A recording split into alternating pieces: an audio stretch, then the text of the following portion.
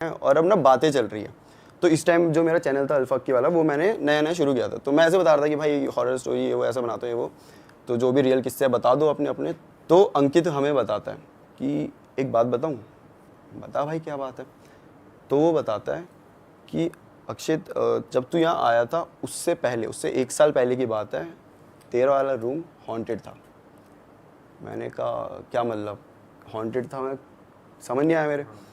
तो बोलता कि फिर उसने असली चीज़ें बताई कि अब वो फ्लैट में नया नया आया था 2 साल पहले, ठीक है, इलाहाबाद से आया सीधा, और उसकी थी द्वारका में जॉब थी। तो वो बस फ्लैट में आता था, खाता था, सोता था, चला जाता। तो फ्लैट काइंड ऑफ खाली पड़ा है और उसने अपने साथ 2 डॉग्स रखे हुए थे।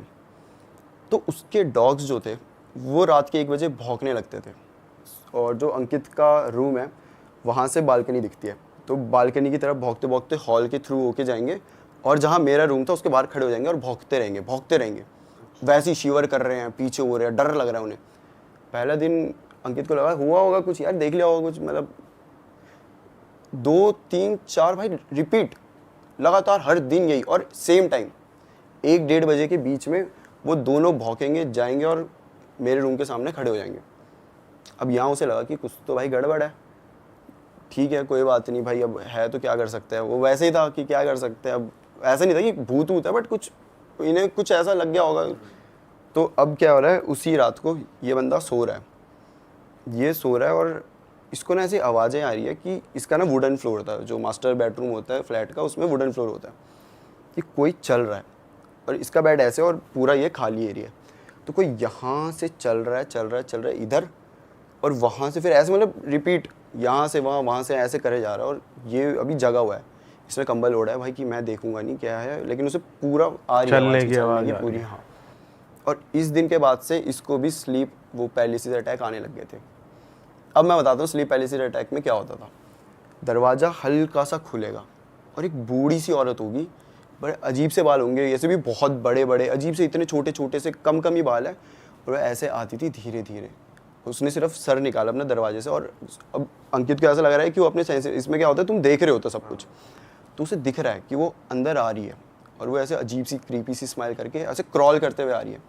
धीरे धीरे आएगी और वो बेड के ऊपर चढ़ जाएगी, और लिटरली अंकित ऐसे सोया हुआ है इस पोजीशन में, और वो यहाँ पे आ जाएगी, उसका फेस उसके यहाँ और बाल पूरे मतलब अंकित के ऊपर, मतलब, और फिर चिल्लाएगी बहुत ज़ोर से, जिसपे वो उड़ जाता था।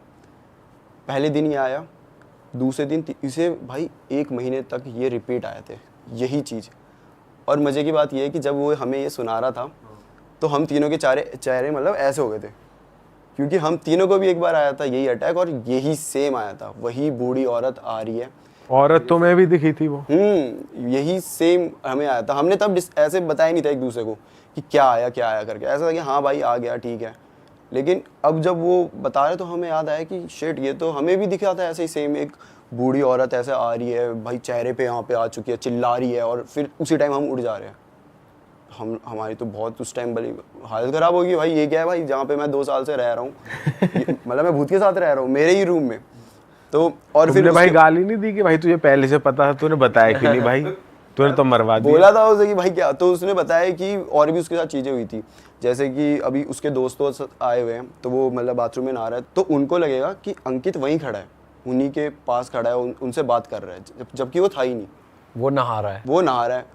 फिर वो बता रहा है भाई मैं था ही नहीं, लोग मान नहीं रहे कि कैसे भाई अभी बात तो कर रहा था तू। ऐसी ऐसी हरकतें होती थी उसके साथ भाई। और जो उसके डॉग्स थे ना भाई जो भौंकते थे, उनकी बहुत गंदी तरीके से डेथ हुई है, पता है।